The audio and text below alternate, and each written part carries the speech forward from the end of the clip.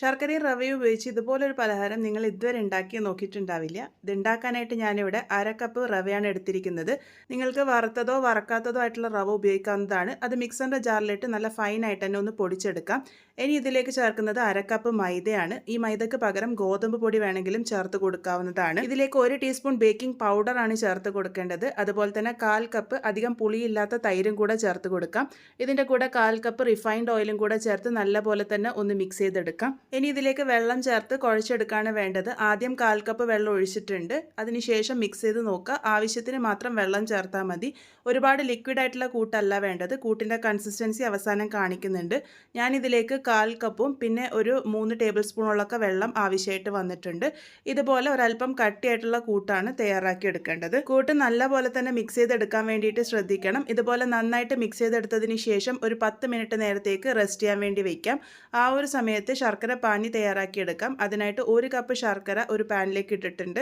ഇതിൻ്റെ കൂടെ തന്നെ 1 കപ്പ് വെള്ളം കൂടെ ചേർത്ത് കൊടുക്കാം. എൻ്റെ 1 കപ്പ് എന്ന് പറയുന്നത് 250 ml ആണ്. ശർക്കരയൊക്കെ അലിഞ്ഞു വന്നതിന് ശേഷം ഒരു 2-3 മിനിറ്റ് നേരത്തേക്ക് മീഡിയം ഫ്ലെയിമിൽ വെച്ച് കുക്ക് ചെയ്തെടുത്താൽ മതി.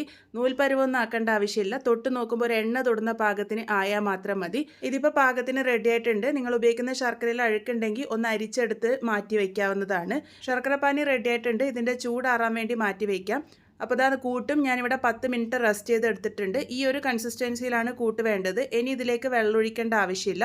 നല്ലപോലെ തന്നെ ഒന്ന് മിക്സ് ചെയ്തെടുക്കാം. ഒരുപാട് കട്ടിയായിട്ട് തോന്നുന്നുണ്ടെങ്കിൽ മാത്രം വെള്ളം ചേർത്താൽ മതി. ഈ ഒരു കൺസിസ്റ്റൻസിയിലാണ് കൂട്ട് വേണ്ടത്. ഞാനിവിടെ ഇത് പൈപ്പിംഗ് ബാഗിലേക്ക് ആക്കി മാറ്റിയിട്ടുണ്ട്. അതിലൊരു നോസിലും കൂടി ഇട്ട് കൊടുത്തിട്ടുണ്ട്. നിങ്ങൾക്ക് ഈ ഒരു രീതിക്കോ അല്ലാന്നുണ്ടെങ്കിൽ നമ്മുടെ സാധാരണ പാലൊക്കെ കിട്ടുന്ന കവറിൽ വേണമെങ്കിൽ ഇട്ടിട്ടും തയ്യാറാക്കി എടുക്കാവുന്നതാണ്. ഇനി ഇത് ഫ്രൈ ചെയ്തെടുക്കാം. മീഡിയം ചൂടായിട്ടുള്ള എണ്ണയിൽ വേണം ഇത് ഒഴിച്ചു കൊടുക്കാൻ വേണ്ടിയിട്ട്. അത് പ്രത്യേകം ശ്രദ്ധിക്കണം. എണ്ണ ഒരുപാട് ചൂടായാൽ നമുക്ക് ഇതുപോലെ പിഴിഞ്ഞെടുക്കാൻ വേണ്ടി പറ്റില്ല. സാധാരണ ജിലേബിയൊക്കെ ഉണ്ടാക്കുന്ന പോലെ ചുഴറ്റിയിട്ടാണ് ഇട്ട് കൊടുക്കേണ്ടത്. ഏറ്റവും അവസാന ഭാഗം നടുവിലേക്ക് വരുന്ന രീതിക്ക് വേണം പ്രസ് ചെയ്ത് കൊടുക്കാൻ വേണ്ടിയിട്ട്. വീഡിയോയിൽ കാണിച്ചിരിക്കുന്നത് പോലെ തന്നെ ചെയ്യുക. ശ്രദ്ധിക്കാനുള്ള കാര്യം എണ്ണ ഒരുപാട് ചൂടാവരുത്. മീഡിയം ചൂടായിട്ട് മാത്രമേ ഇരിക്കാൻ പാടുള്ളൂ. അതുപോലെ തന്നെ ഒരുപാട് ഫ്ലെയിം കുറഞ്ഞു പോകാതിരിക്കാനും ശ്രദ്ധിക്കണം. ഇത് സ്ക്വീസ് ചെയ്ത് കഴിഞ്ഞതിന് ശേഷം ലോ ഫ്ലെയിമിൽ വെച്ച് തിരിച്ചും മറിച്ചൊക്കെ ഇട്ട് 2 ഭാഗവും നല്ലൊരു ഗോൾഡൻ ബ്രൗൺ കളർ ആകുന്നത് വരെ ഫ്രൈ ചെയ്തെടുത്തിട്ടുണ്ട്. ഇത് ഫ്രൈ ചെയ്തെടുത്ത് അപ്പോൾ തന്നെ ചൂടോട് കൂടിയിട്ട് നമ്മൾ ഇറക്കി വെച്ചിരിക്കുന്ന ശർക്കര പാനിയിലേക്ക് ഇട്ട് കൊടുക്കുകയാണ് വേണ്ടത്.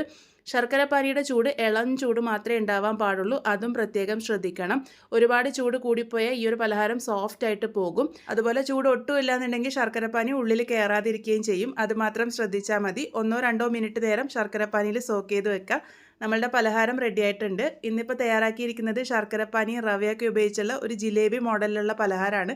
എന്തായാലും ട്രൈ ചെയ്ത് നോക്കൂ. ഫീഡ്ബാക്സ് ഒക്കെ പറയാൻ വേണ്ടി മറക്കരുത്.